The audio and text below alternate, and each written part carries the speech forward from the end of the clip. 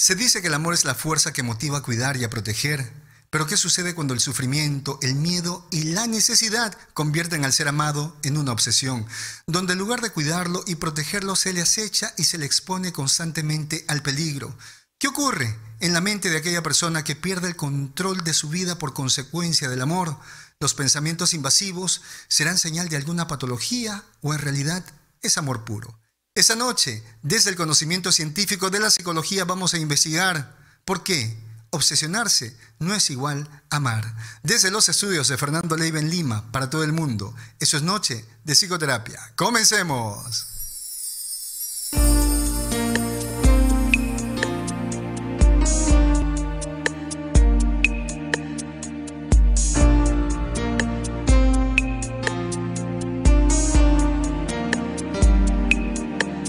En esa noche estrellada me enamoré de tu mirada y una estrella que viajaba se enamoró de nuestras almas. Muy buenas noches, mis queridos amigos. Gracias nuevamente, gracias infinitas por estar aquí una noche más, acompañándome en esta transmisión de Noche de Psicoterapia.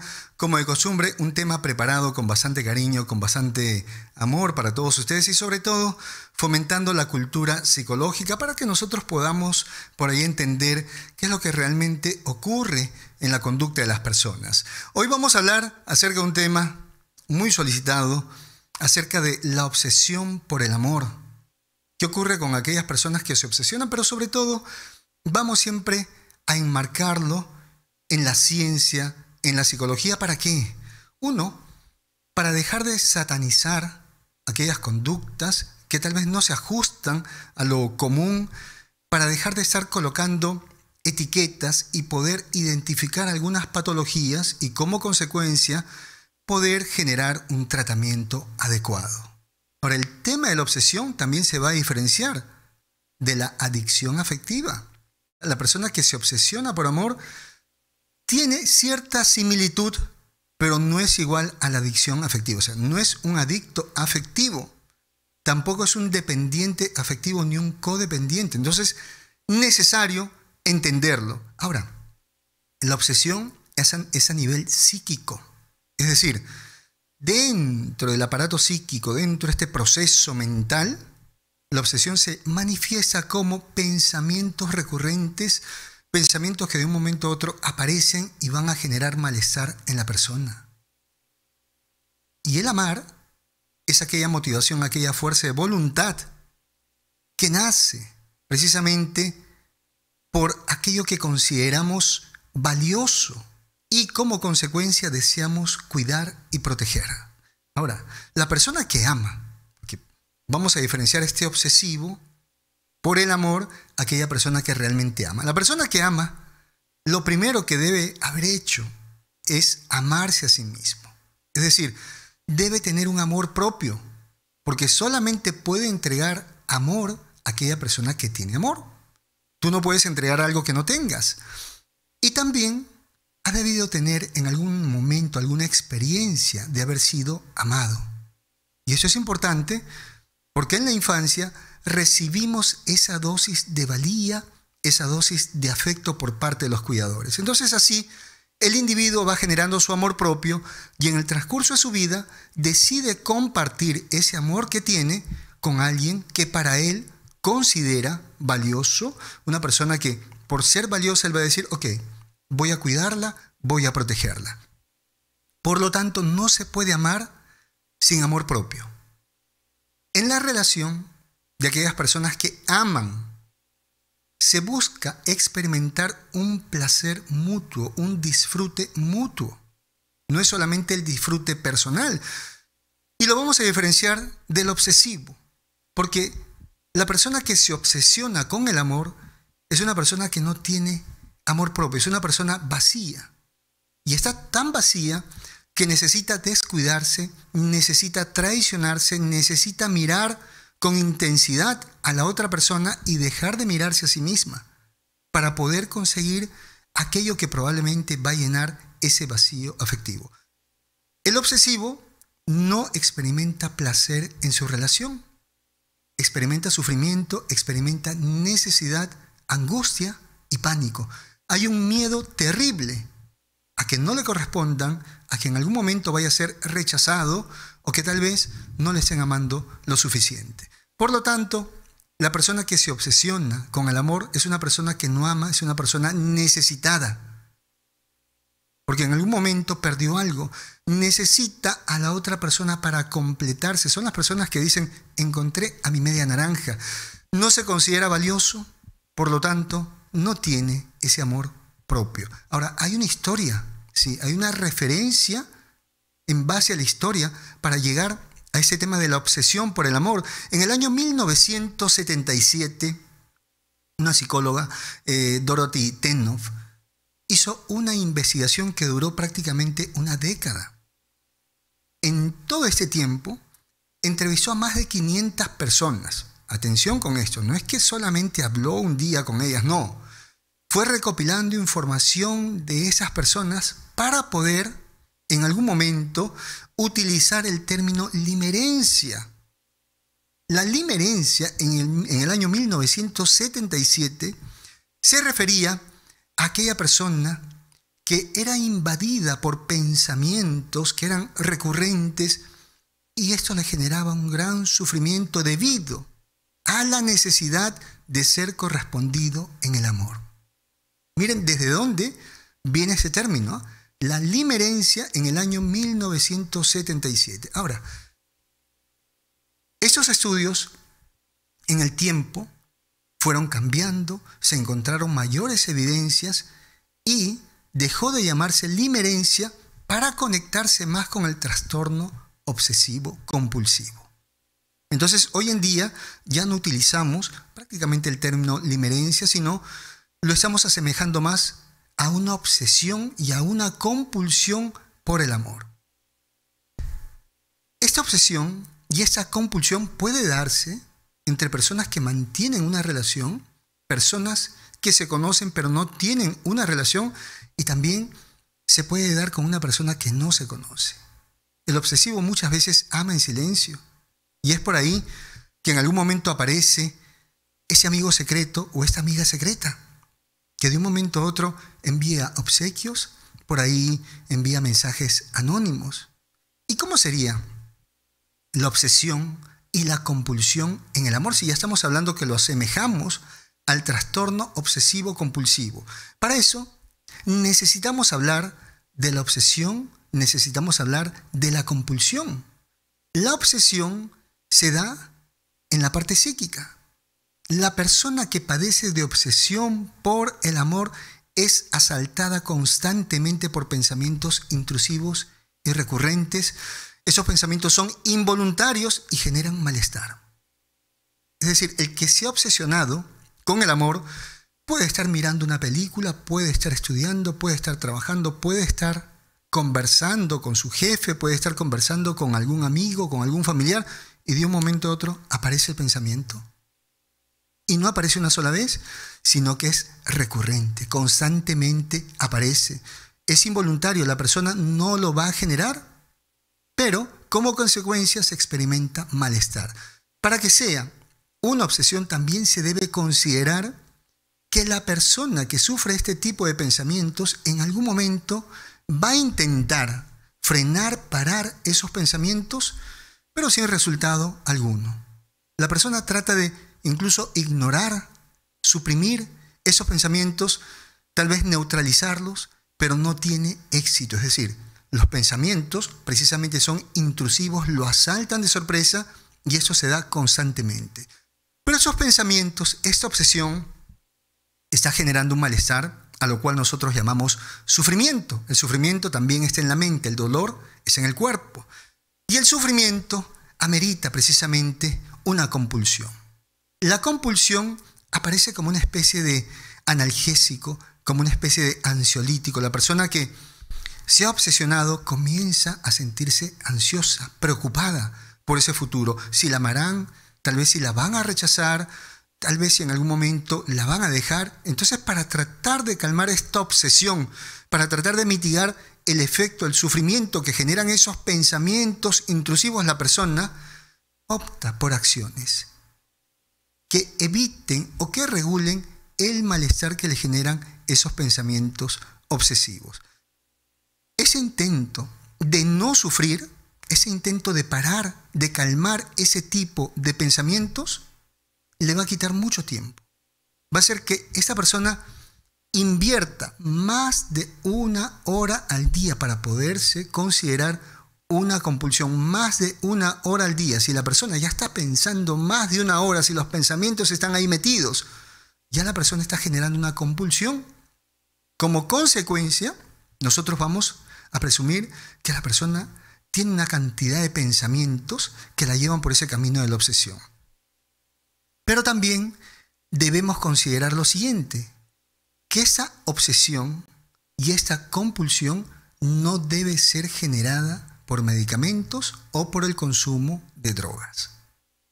Si esta persona consume alguna droga, si esta persona está medicada y de un momento a otro empieza a obsesionarse, tiene una conducta un tanto extraña, no podemos hablar de una obsesión. Entonces, en ese tipo de amor obsesivo, el sufrimiento, la frustración, la impotencia, la angustia es lo que predomina. La obsesión por el amor va a generar un gran malestar psicológico que luego se va a trasladar al aparato físico. Estos síntomas psicológicos vamos a tratar de explicar cada uno de ellos. Primero son pensamientos intrusivos, recurrentes, ya lo dije hace un momento.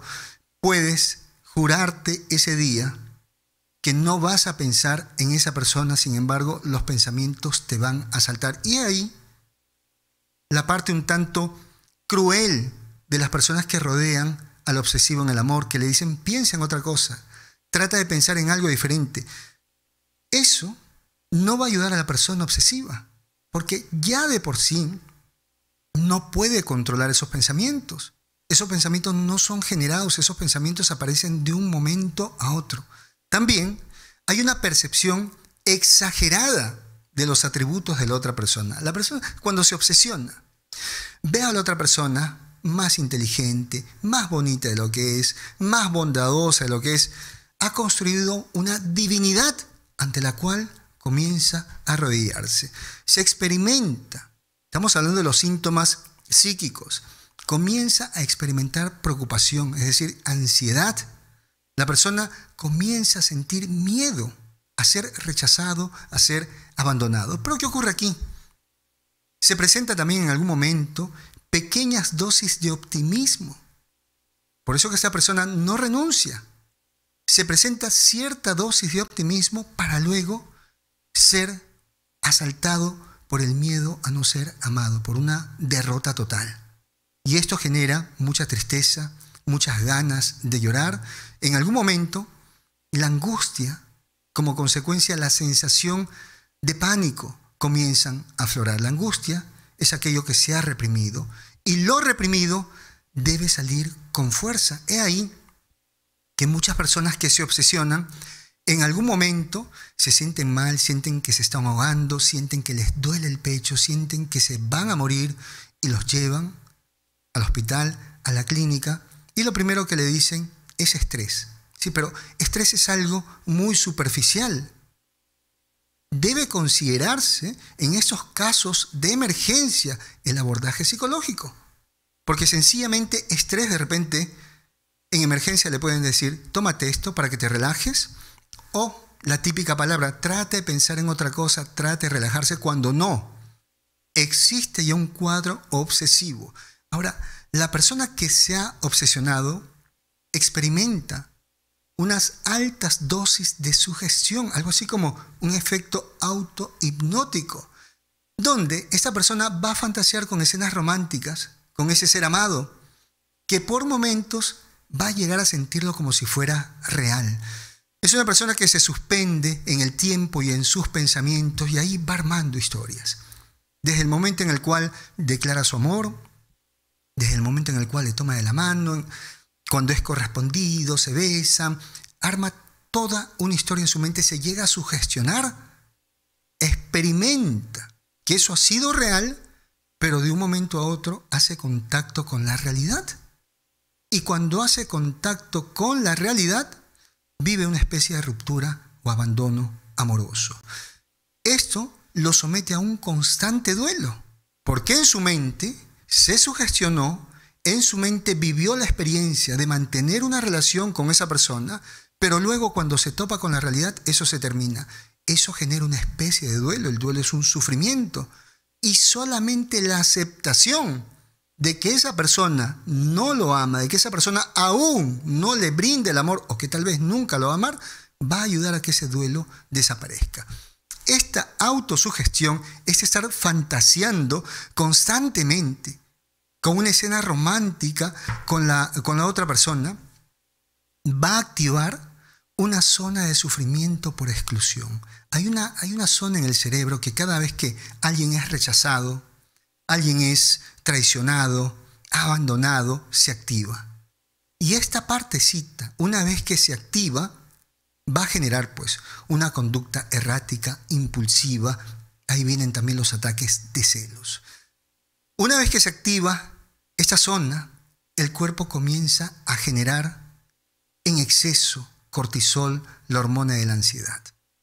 En el tiempo, tanto cortisol, la persona comienza a sentirse confundida. También empieza a aparecer grandes dosis de adrenalina. La persona ya no duerme bien, ya no tiene ganas de alimentarse, está de una manera muy reactiva y los celos aparecen como consecuencia de una descarga de testosterona. Miren todo lo que pasa por estarse autosugestionando. Así que mucho cuidado. Si tú en ese momento te das cuenta que ya estás armando una novela con aquella persona que tal vez ni siquiera te conoce, tal vez con aquel amigo o amiga de trabajo, de estudios, y no ha sucedido nada entre tú y esa persona, ten cuidado porque en algún momento te vas a sugestionar y sin darte cuenta vas a activar esa zona de sufrimiento por separación o por rechazo.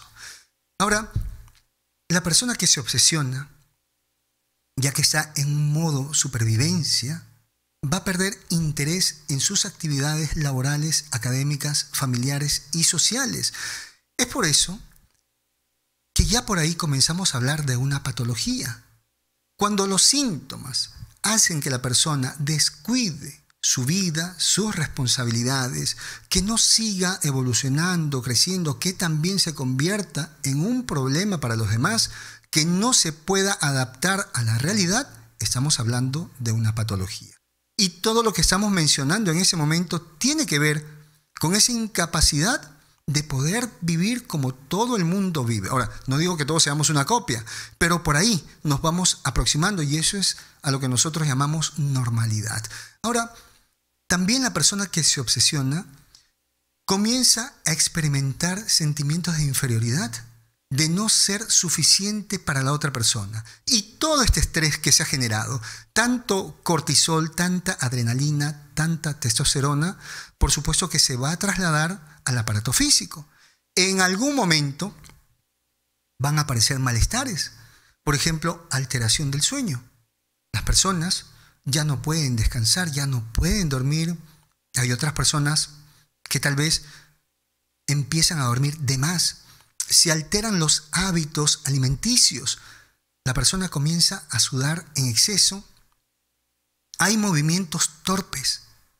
¿Ya? Como la persona está atenta a otras cosas, se manifiestan esos movimientos torpes. Es decir, agarra algo y se le cae. Pero también se van a presentar movimientos involuntarios, que es lo que comúnmente las personas llaman temblores, que pueden ser sacudidas de un momento a otro, ¿no? La persona está sentada y pega un brinco como si se hubiera asustado. También van a experimentar dolor de cabeza, dolor de nuca, dolor de espalda, mareos, sobre todo problemas gastrointestinales, el síndrome del intestino irritable, la piel comienza a resecarse. ¿Y esto por qué?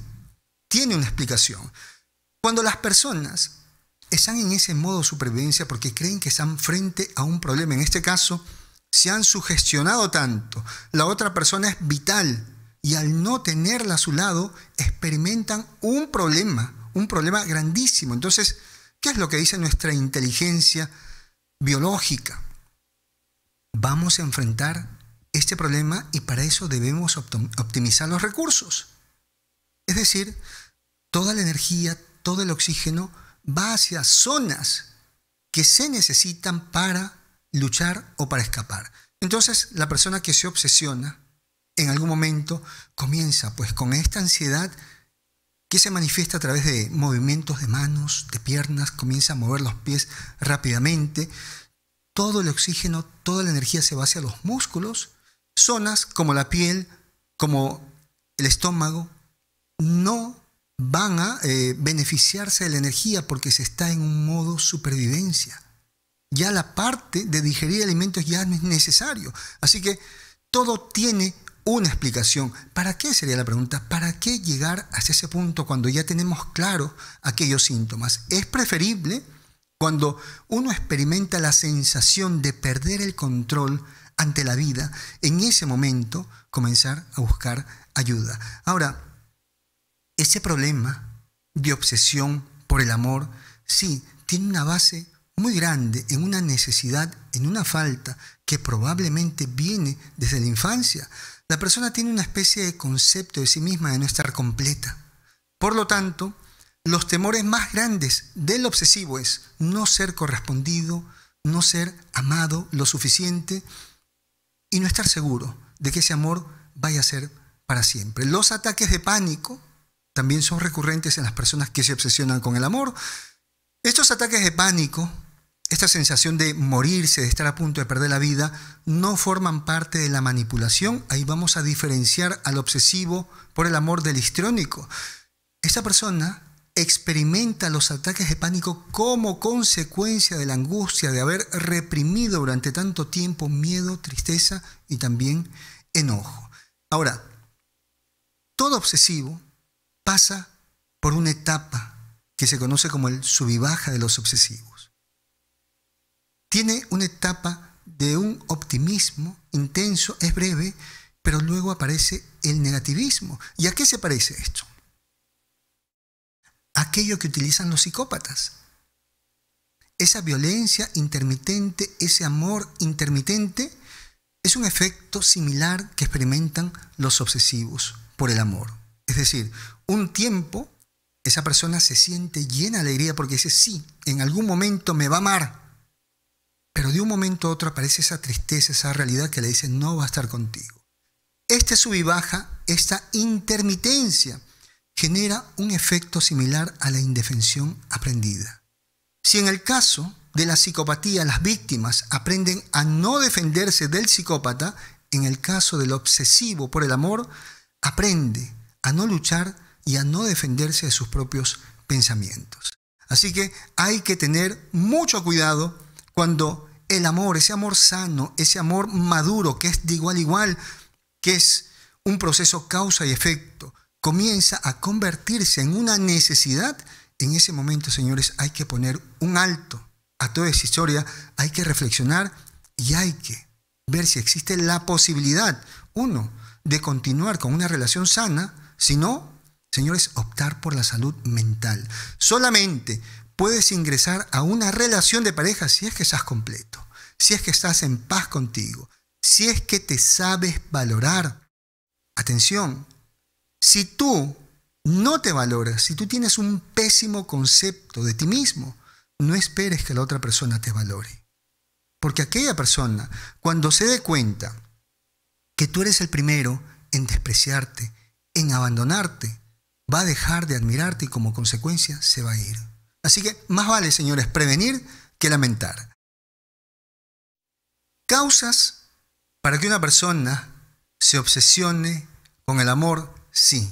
Los hijos de padres controladores y maltratadores van a experimentar en la etapa adulta la obsesión por ser amado. Esos pensamientos intrusivos, esos pensamientos sobre todo de miedo a ese rechazo, de miedo a no poder estar con esa persona, hacen que sienta nuevamente aquel maltrato, aquel abandono, aquel rechazo que sus padres le ofrecieron en la infancia. Sentimientos como vergüenza, como culpa y miedo nuevamente la persona la va a experimentar en este proceso de obsesión por ser amado. También aquellas personas que han sido víctimas de maltrato físico y abuso sexual en la infancia. Ya se ha observado que en la etapa adulta llegan a desarrollar esa obsesión por ser amados. Ahora, aquellos que han sido expuestos a una soledad, es decir, aquellos que viven la soledad impuesta durante mucho tiempo. ¿Cómo así? Por ejemplo, aquellas personas que son víctimas de bullying, personas que son víctimas de mobbing. Mobbing es el acoso moral en el trabajo. Los amantes y los prisioneros son sometidos a una soledad impuesta. Es decir, ellos no deciden estar solos, sino que por alguna circunstancia les toca vivir solos durante mucho tiempo. Se sabe, sobre todo, que los prisioneros, las personas que tal vez están en alguna cárcel, los amantes, las víctimas de bullying y acoso, desarrollan algún tipo de trastorno obsesivo compulsivo. Eso es para no mirar aquella soledad en la cual están viviendo. Entonces, alguien que haya sido muy solitario, pero que no haya estado a gusto con su soledad, sino que no le queda otra cosa que estar solo o sola, en algún momento desarrolla la obsesión. Puede ser una obsesión de repente con respecto a rituales, a acumular, a contar, a verificar, pero también se puede presentar esta obsesión por el amor. Entonces, si tú te obsesionas con alguien, fíjate si no has estado expuesto durante mucho tiempo o expuesta durante mucho tiempo a algún tipo de soledad, sobre todo que no haya sido una soledad voluntaria, sino que alguien, algo así como dijo, te condeno a estar solo durante tanto tiempo. Entonces, para poder sobrevivir a ese vacío que te dio esa soledad impuesta, empiezas a obsesionarte con alguien. Ahora también la obsesión se da como un mecanismo para no mirar aquellas culpas y vergüenzas que tiene la persona. Entonces vuelca su mirada hacia alguien que en algún momento con tanta fuerza va de repente a tratar de que ya no siga mirando aquella zona de fragilidad que trae desde hace mucho tiempo. Hay que saber diferenciar lo que sería la obsesión por el amor a lo que sería una adicción afectiva. Y eso es muy importante. Cuando hablamos de patologías, cuando hablamos de trastornos, se hace un diagnóstico, pero a la vez se exige un diagnóstico diferencial. Es necesario que el especialista pueda decir, esta persona tiene esa patología y no tiene las otras que se parecen por tal motivo.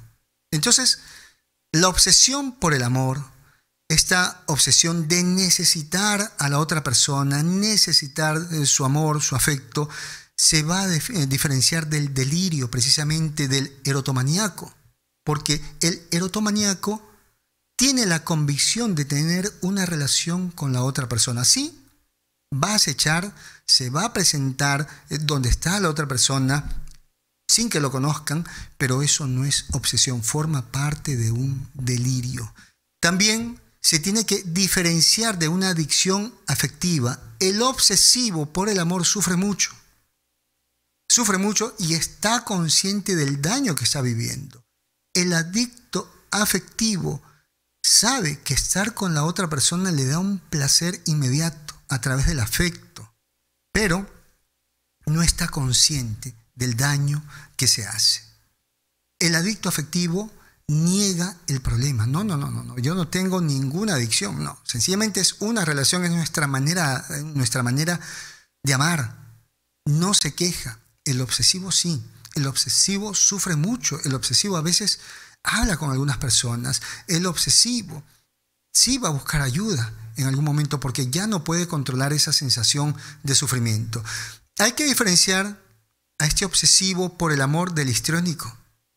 El histriónico va a generar una simulación de sufrimiento para llamar la atención de los demás. El histriónico va a presentarse ante los demás como alguien que está sufriendo mucho, que está muriendo por amor, pero no es así.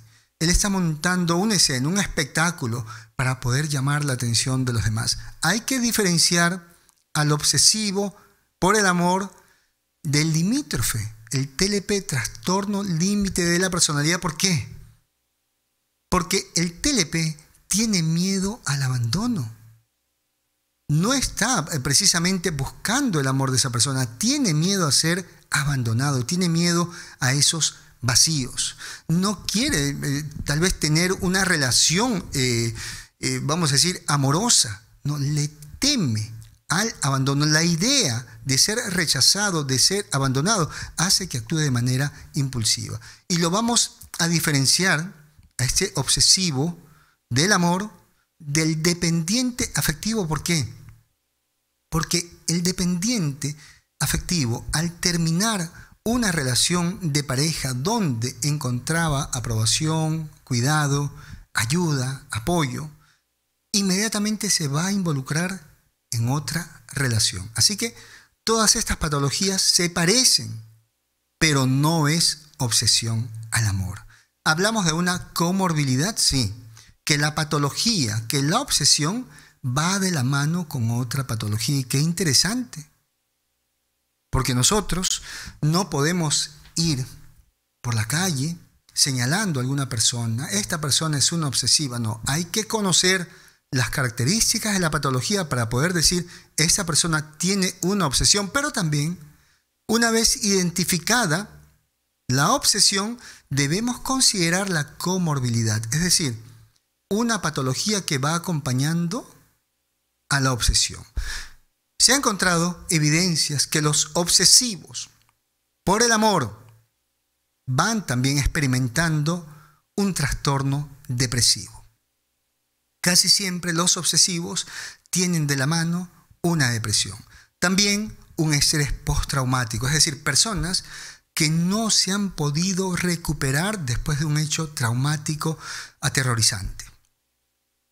Personas que de repente salen de una zona de guerra, víctimas de secuestro, ¿no? Eso es el estrés postraumático. Personas que han estado en una guerra, esas personas pueden también ir de la mano, ¿no? Este estrés postraumático puede ir de la mano con una obsesión al amor en este caso. La obsesión por el amor también puede ir de la mano con las adicciones. Alcohólicos, personas que consumen algún tipo de droga también pueden tener esta obsesión. Y se ha encontrado también evidencia de la esquizofrenia como un acompañante en algunos casos de obsesión.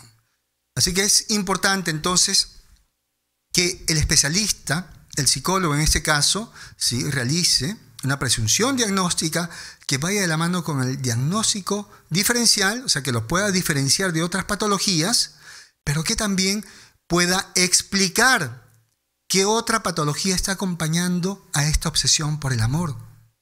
Ahora, hay consecuencias en la vida de la persona que se obsesiona con el amor, sí. Esas personas viven tanto estrés, tanta ansiedad, que son propensos a sufrir enfermedades cardiovasculares.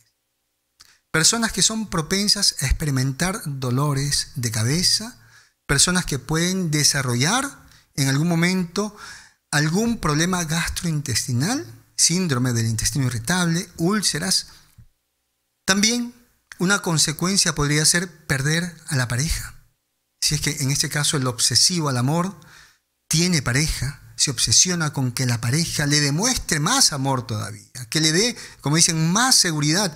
La pareja en algún momento puede agotarse, puede cansarse y puede terminar la relación. También puede perder a sus amistades, puede estar de repente en peligro de accidentes, a una mala toma de decisiones. La persona que se ha obsesionado solamente piensa en ese amor y descuida su trabajo, descuida sus estudios, y de repente por ahí le dicen, oye, ¿sabes qué? Yo creo que ya no vas a trabajar más. Ah, bueno, no importa, ya no trabaja más, y se va. Porque más le interesa estar atento a la otra persona. Un peligro gravísimo que corren estas personas obsesivas en el amor es que pueden ser en algún momento utilizados por narcisistas y psicópatas. Y sí, hay todo un camino en este proceso de la obsesión y la compulsión al amor.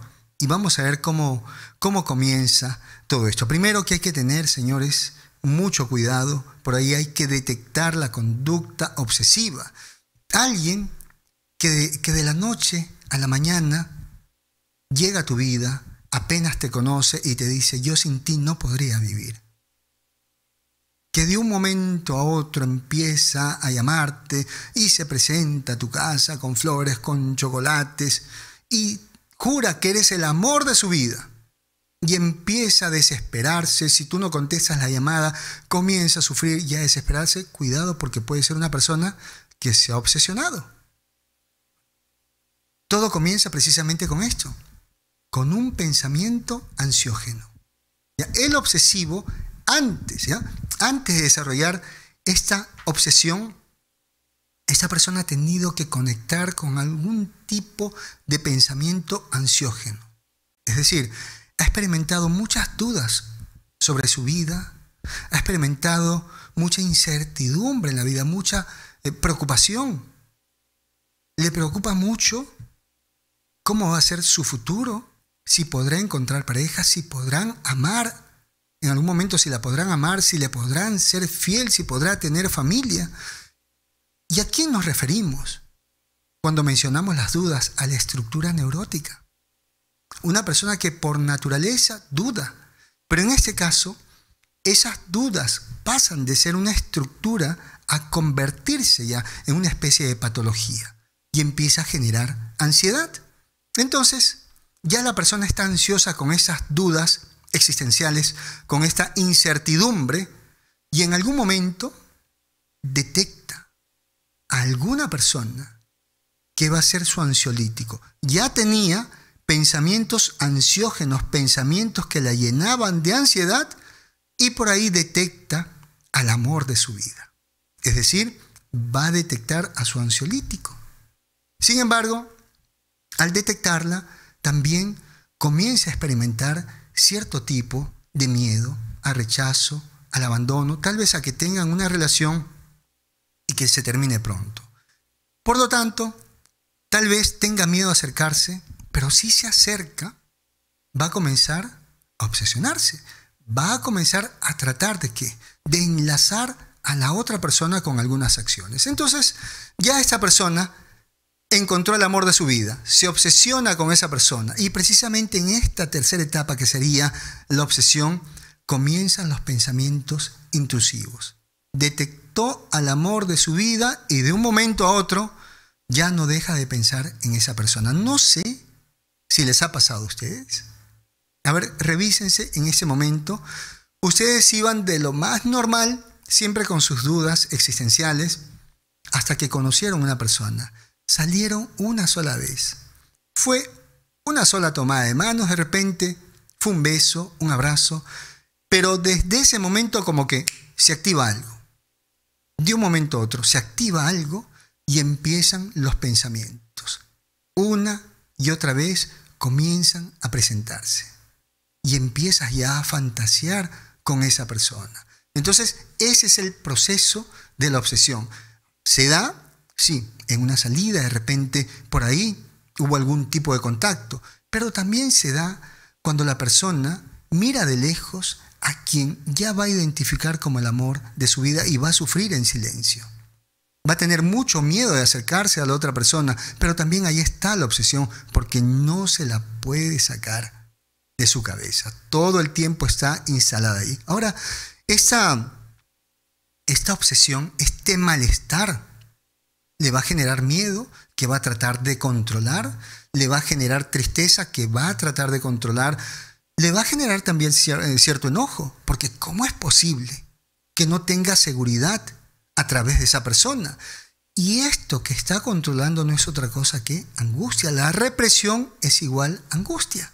Entonces, esta angustia, estas emociones reprimidas, en algún momento salen con fuerza y se presentan los famosos ataques de pánico. Lo que se reprime sale con fuerza. Tanto miedo, tanta tristeza, tanto enojo sale como pánico. Y es por eso que muchos obsesivos de un momento a otro, ¿no? Están en su casa, están en el trabajo y empiezan a experimentar ese malestar que deben llevarlos de emergencia. Pero para tratar de calmar esta obsesión, tratar de calmar esta preocupación, esta angustia, este pánico, el obsesivo teje una especie de estrategia un tanto inconsciente que va a ser la compulsión. La compulsión en esta etapa serían aquellos actos para evitar el malestar de los pensamientos. Entonces aquí, esta persona comienza a perseguir, comienza a celar. En estos actos de persecución, de celos, de control, también sale toda la tristeza, sale toda la frustración, sale todo ese enojo con fuerza. De ahí nos explicamos por qué esos ataques de celos de un momento a otro. Esos ataques de celos no es otra cosa que abrir la puerta para que salga con fuerza tantas emociones que se habían reprimido en la mente del obsesivo. Y sí, para evitar precisamente el malestar de la obsesión, se procede a unos mecanismos de control que vienen a configurar precisamente la compulsión del obsesivo. ¿Cómo así? El obsesivo, para calmarse un poquito, comienza a llamar o a visitar continuamente a la otra persona, si es que en caso la conoce. Genera también visitas inesperadas. De un momento a otro se aparece en su casa, en su centro de trabajo, en su centro de estudios. Ejerce una vigilancia para poder controlar la vida de la otra persona. Una vigilancia que puede ser física, está por ahí husmeando, está por ahí viendo a qué hora sale, con quién está esa persona, pero también colocando GPS. Atención con esto. Esos GPS, esas cámaras, no solamente las colocan las parejas que experimentan algún tipo de obsesión, sino que también aquellas personas que se han enamorado en silencio y están obsesionadas, también pueden colocar esos GPS, pueden colocar algunas cámaras. Así que es peligroso cuando una persona llega a obsesionarse con otra. Sí, aparecen también como mecanismos de control estos ataques de celos, ¿no? Con los celos se le está diciendo a la otra persona que ya no tiene libertad y que tiene que regular su conducta para darle tranquilidad al obsesivo. El obsesivo va a investigar sobre la vida privada de la otra persona. Incluso, así no tenga una relación, va a comenzar a preguntar a amigos, a familiares, y va a comenzar a husmear a través de las redes sociales. Si son pareja, va a ejercer un control económico. Va a ejercer un control también sobre los objetos. Por ejemplo, el obsesivo puede llegar a quitarle el celular a la pareja y decirle, vamos a tener un solo teléfono, un solo celular para toda la familia. El obsesivo, en esos actos de control, puede incluso amenazar con hacerle daño a la otra persona o con hacerse daño. Ahora, los intentos de suicidio para ejercer control sobre su pareja, en algún momento pueden salirse de ese control y se puede presentar la muerte como un daño colateral. Es decir, no quería quitarse la vida, pero sin embargo se le pasó la mano y perdió la vida en ese acto de intentar manipular, controlar a la otra persona. Existen posibles parejas con quienes tal vez se lleven un poco bien en el amor. Los obsesivos, sí. El obsesivo puede tener por ahí tendencia a tener un tipo de relación un tanto duradera con los histrónicos. El histrónico va a aprovechar la conducta del obsesivo para quejarse públicamente de que es absorbido por su pareja, de que su pareja no lo deje en paz. El histrónico ya sabemos que busca llamar la atención y cuando se conecta con un obsesivo, perfecto, tiene precisamente todo el material para poder armar una escena y llamar la atención de los demás. Puede funcionar también durante algún tiempo con los dependientes afectivos, sí, porque el dependiente afectivo le va a garantizar estar a su lado a cambio de la aprobación y cuidado que le pueda dar el obsesivo. Entonces ahí hay como una negociación. No te preocupes, obsesivo, yo no te voy a dejar, pero tú tienes que aprobarme y tú tienes que cuidarme, tienes que apoyarme. Con los paranoides también por ahí pueden funcionar. ¿Por qué? Porque las exigencias de amor, las exigencias de presencia de la pareja por parte del obsesivo le da un poco de tranquilidad al paranoide que está llena de dudas.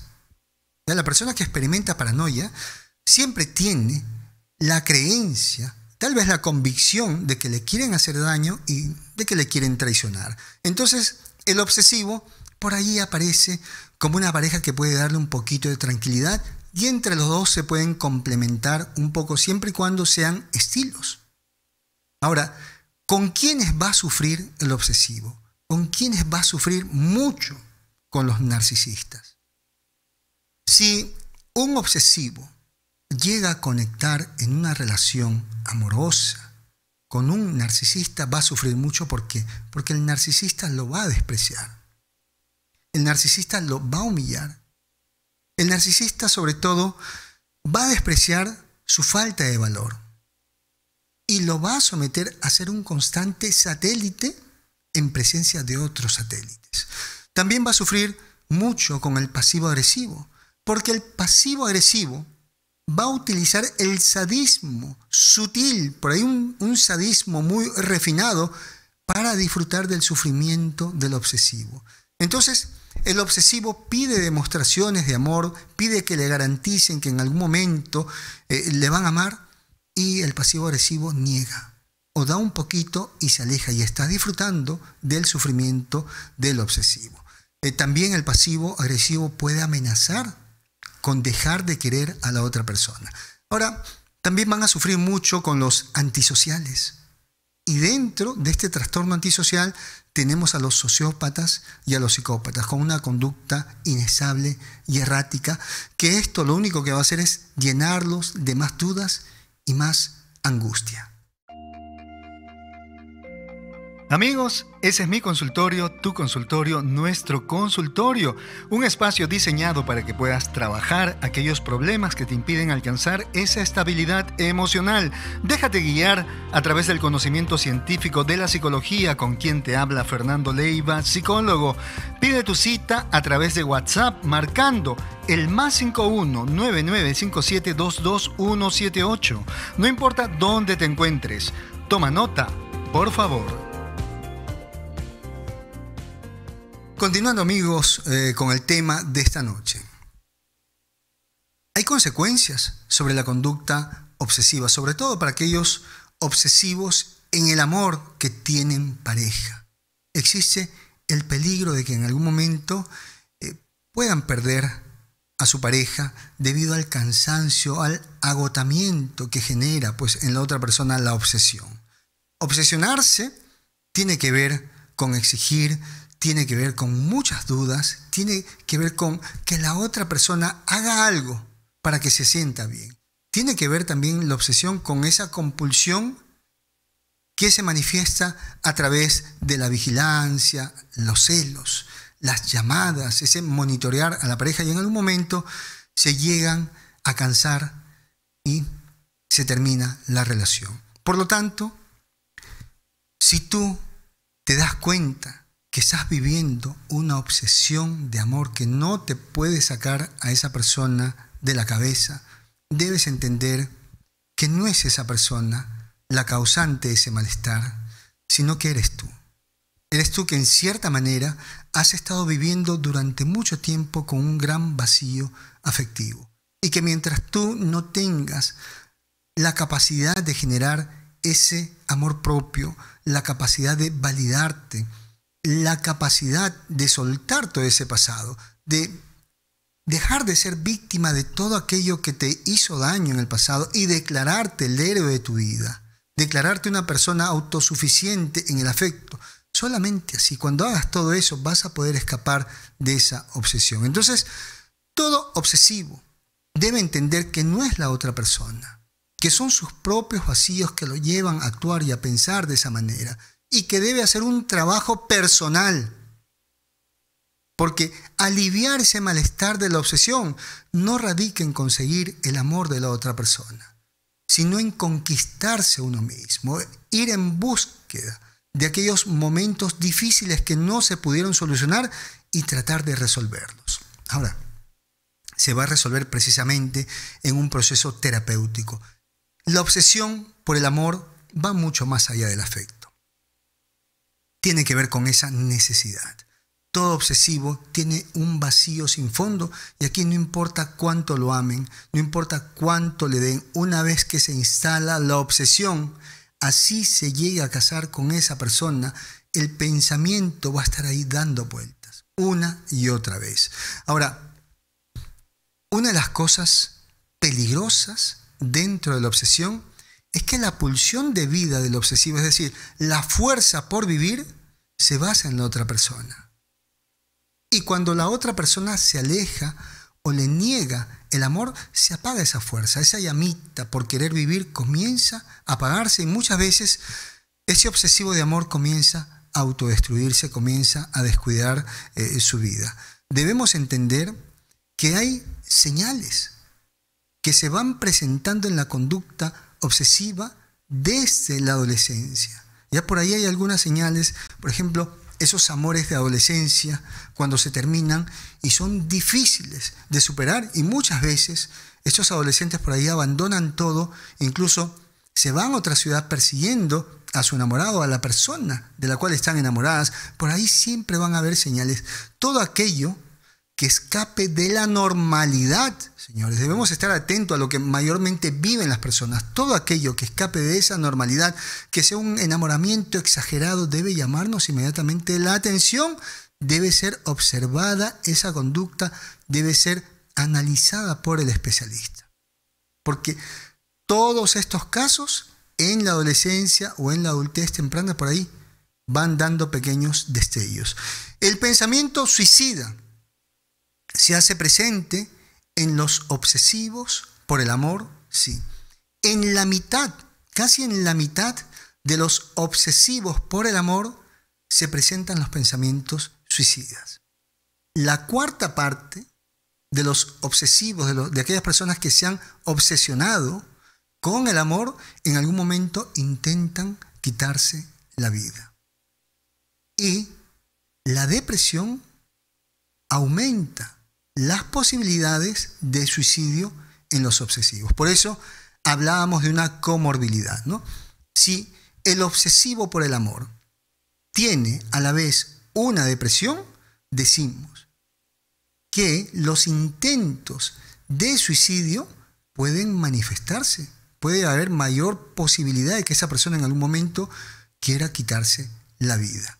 Entonces, depresión y pensamiento suicida, ¿no? La persona en algún momento va a querer escapar de esa tristeza, de esa depresión que ya trae durante mucho tiempo, pero también de ese sufrimiento que le genera la obsesión.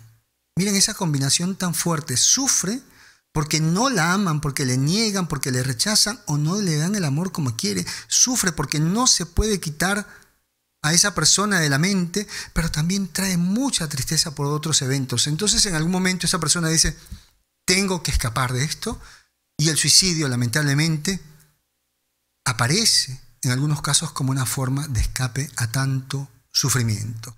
En la pérdida de la autoestima, los sentimientos de culpa y odio hacia uno mismo están presentes también en la obsesión. Los obsesivos por el amor van perdiendo su valía personal, dejan de mirar sus fortalezas por idealizar a la otra persona.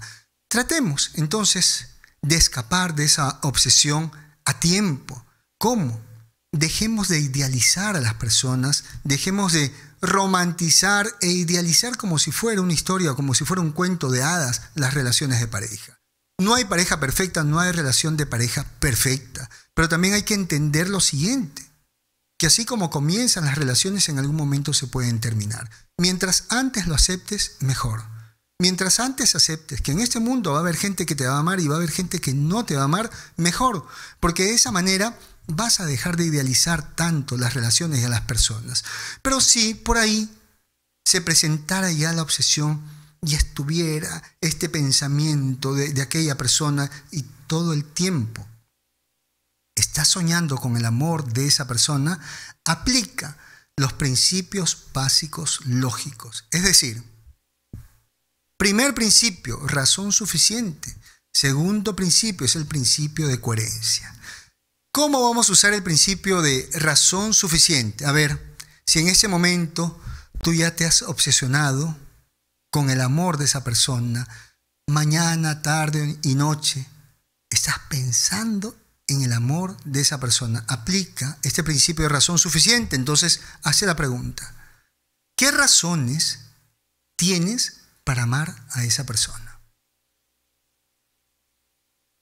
¿Qué razones tienes tú para amar a esa persona por encima de lo que tú te amas? Ya, tú tienes que dar una razón, tienes que fundamentar. No me puedes venir con eso que amor es amor. Solamente sé que es un sentimiento. No. Si tú dices que solamente lo siento, tú no estás amando. O sea, tú te estás ilusionando. Pero para que sea real, tú lo tienes que fundamentar. Ahora, si tú dices, no, es que esa persona me ama, me cuida, me protege, entonces no deberías haberte obsesionado. Estás en una relación causa y efecto. ¿Qué razones tienes tú incluso para amar a alguien que no conoces?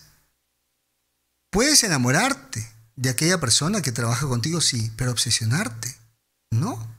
¿Cuáles serían las razones para experimentar ese deseo de amar a esa persona? Y el principio de coherencia te lleva a hacerte la siguiente pregunta: ¿cuál es la causa real?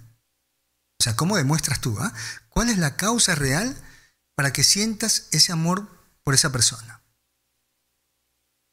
A ver, tú te has obsesionado con aquella compañera de trabajo que te miró una sola vez, o con aquel compañero de estudios que te miró una sola vez.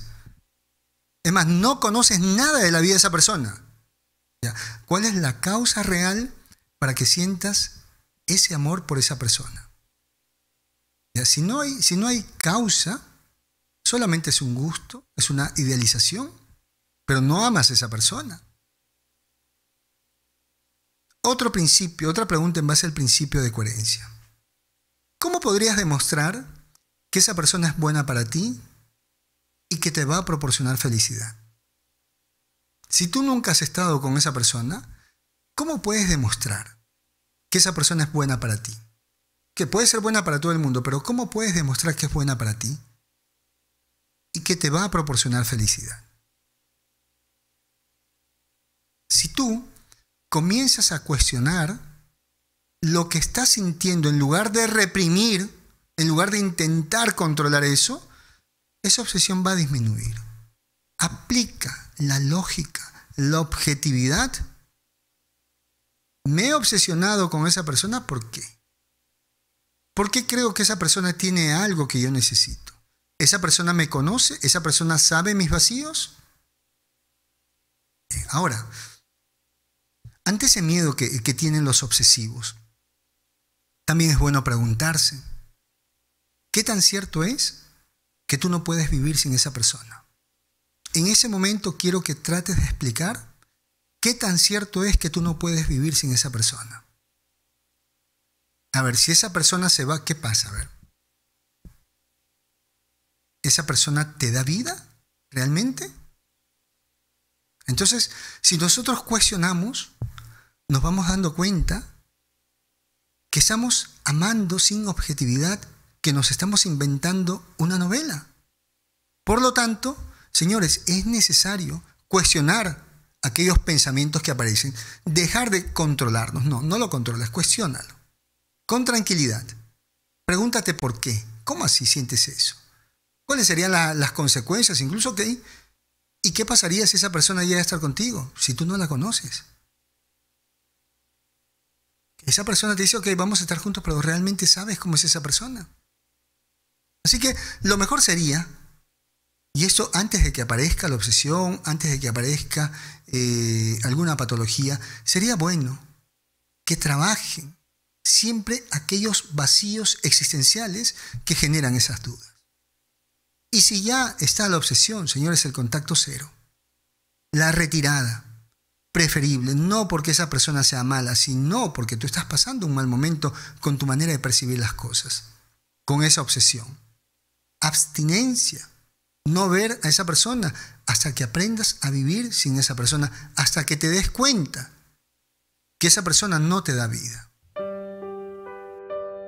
Y cuando escuchamos ese fondo musical, recordamos que la distancia no es impedimento para que puedas acceder a las sesiones de consejería psicológica con quien te habla Fernando Leiva, psicólogo. Déjate guiar por el conocimiento científico de la psicología, no importa en qué lugar del mundo te encuentres. Tu sesión puedes realizarla por cualquier red social que permita hacer llamadas o videollamadas. Puedes hacerla por WhatsApp, por Skype, Zoom, Viber, Imo o por el mismo Messenger. Pide tu cita marcando desde cualquier país el +51 995722 178. Toma nota, por favor.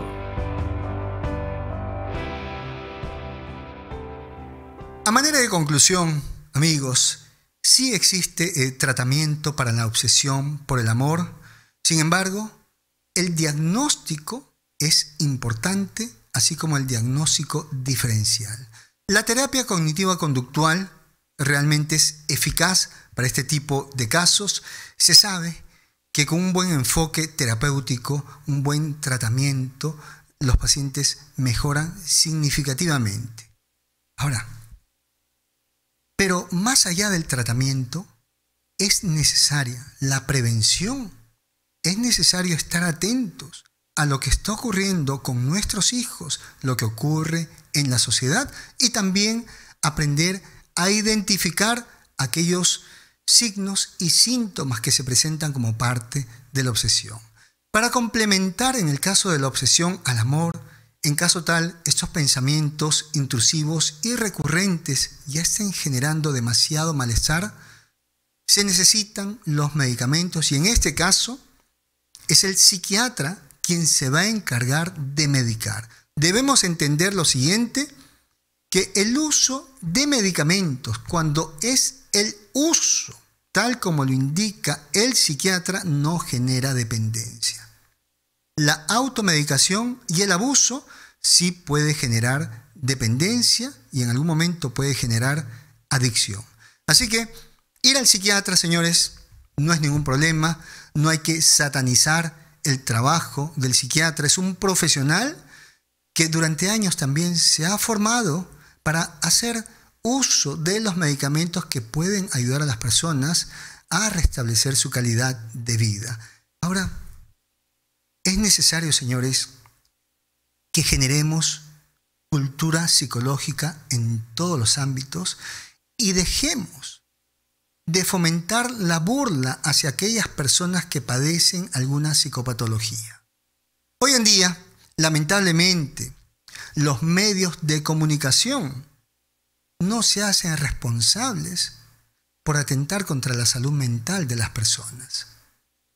Porque hay conductores que en actos de irresponsabilidad e ignorancia se burlan de aquellas personas que padecen alguna psicopatología. En programas cómicos se burlan de aquella persona que sufre de amor, de aquella persona que tiene miedo, de aquella persona que tiene algún complejo o alguna adicción.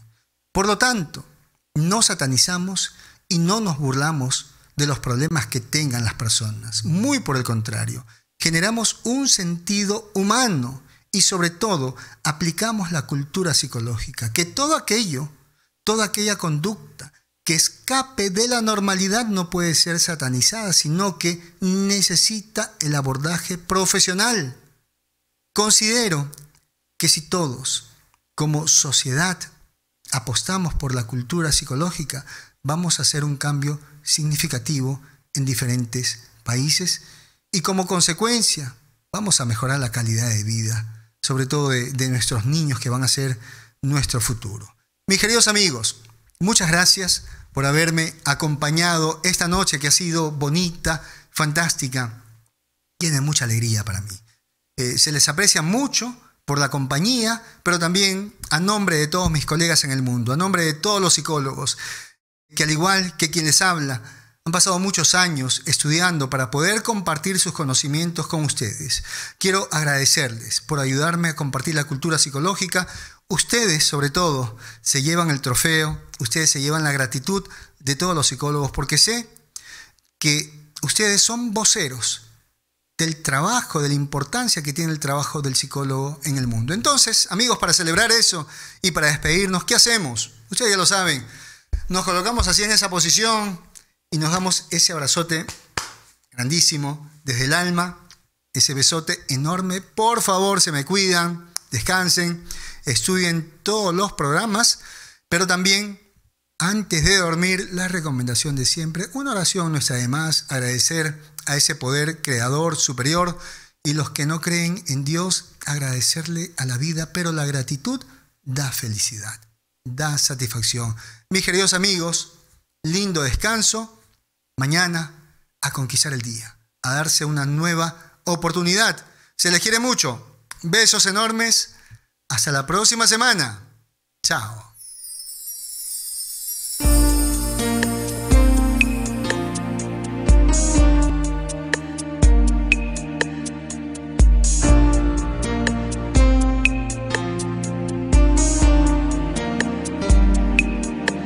En esa noche estrellada me enamoré de tu mirada y de tus manos tan blancas que se paseaban por mi espalda.